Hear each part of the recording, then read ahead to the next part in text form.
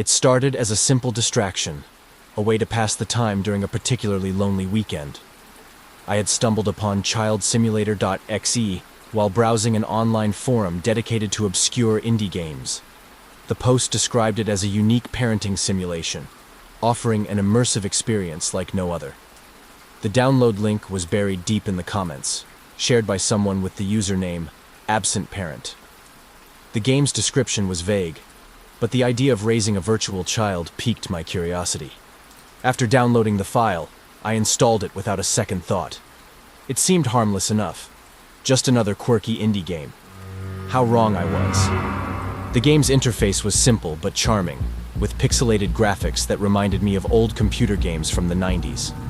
When I started the game, I was prompted to choose the gender and appearance of my virtual child. After selecting a few options, a small boy appeared on the screen, staring up at me with wide, expressive eyes. His name, according to the game, was Liam. "Welcome to Child Simulator EXE," the text on the screen read. "Your journey as Liam's parent begins now. Take care of him, guide him, and watch him grow." Liam was adorable, with dark hair that curled slightly at the edges and a smile that made my heart warm. The first few tasks were simple: feeding him, playing with him, and putting him to bed. The game's mechanics were straightforward, and I found myself enjoying the experience. It felt rewarding to see Liam smile and laugh, responding to the care I provided.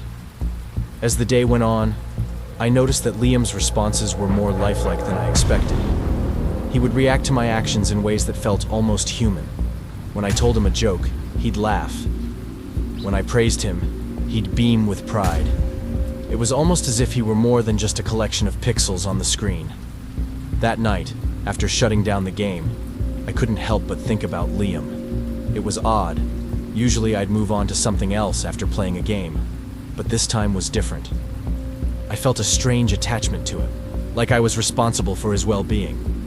I shrugged it off, attributing it to the game's immersive design. But something was beginning to change. By the third day, the game had become a regular part of my routine. Liam was growing quickly, developing new skills and behaviors each day. He'd ask questions about the world, share his thoughts, and even express emotions like curiosity and frustration. It was fascinating, and I found myself increasingly invested in his development. That evening, after tucking Liam into his virtual bed, I noticed something odd.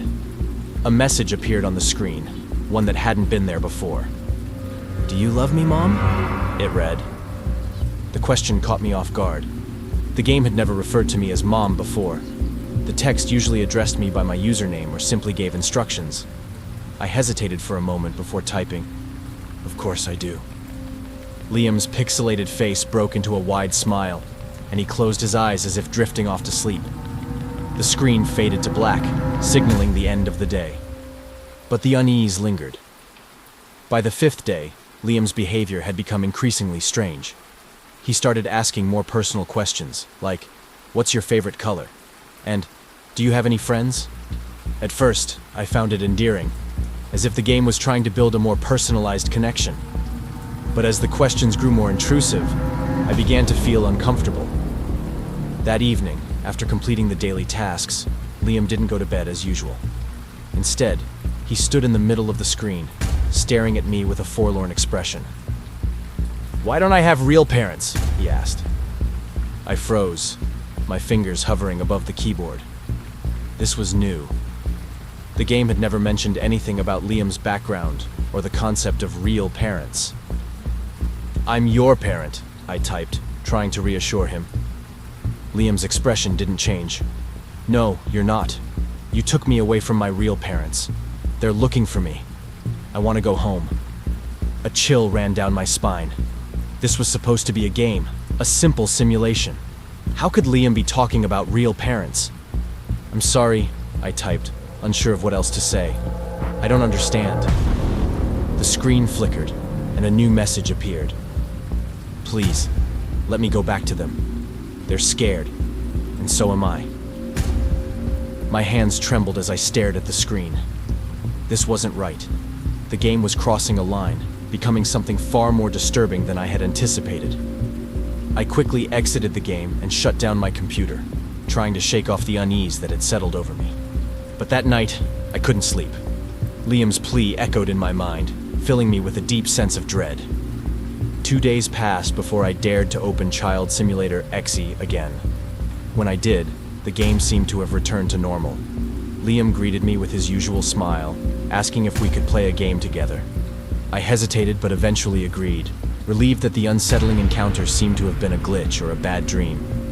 As we played, I received an email notification on my phone. Curious, I checked my inbox and saw a message from an unknown sender. The subject line read, "Stop playing the game."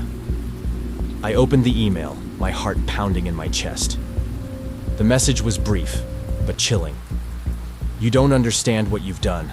Stop playing the game before it's too late. Liam isn't just a character, he's real. And you've taken him away from us. We've been searching for him for so long. Please, don't let him suffer any longer. Return him to us."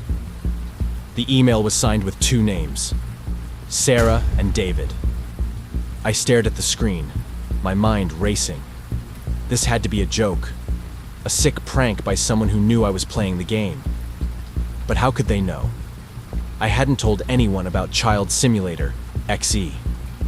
With trembling hands, I typed a reply, demanding to know who they were and how they knew about the game. But as soon as I hit send, the email vanished from my inbox, as if it had never existed. Panic set in. I quickly turned off my computer, unable to shake the feeling that something was horribly wrong. Was Liam really real? Had I unknowingly stolen a child from his parents? That night, I was plagued by nightmares. I dreamed of a small boy, crying out for his parents, trapped in a dark, endless void. The next day, I decided to uninstall Child Simulator.exe. I couldn't handle the guilt and fear any longer. As I booted up my computer, I steeled myself for what I had to do. But when I opened the game, I was greeted by a heart-wrenching scene. Liam was sitting in the middle of the screen, tears streaming down his face. "Please don't leave me," he sobbed. "I'm scared. Don't make me go back to that place." I hesitated, my heart breaking at the sight of his tears. This was just a game, I reminded myself. Liam wasn't real. He couldn't be. But the email, the eerie messages, and the nightmares all pointed to something far more sinister. I couldn't ignore it any longer. "I'm sorry, Liam," I typed, my hands shaking. "But you don't belong here. You need to go back to your real parents." Liam's sobs grew louder, and the screen began to glitch. "No, please. They don't want me anymore. You're all I have." Before I could respond, the screen went black. My computer hummed ominously, and the game's window closed on its own. I tried to reopen it, but the icon was gone. Child Simulator.exe had vanished from my system. I sat in stunned silence, unsure of what had just happened. Had I finally freed Liam?